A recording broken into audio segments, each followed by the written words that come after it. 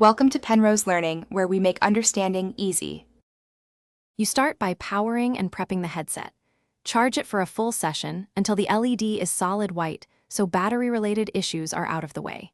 Next, open the Bose Music app on your phone and enable Bluetooth so the device can find the headphones.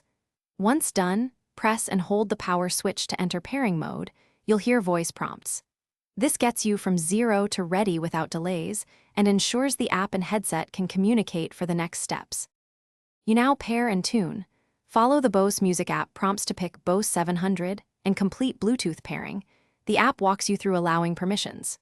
If the app prompts a firmware update, accept it and keep the headset and phone within a few feet to avoid dropouts.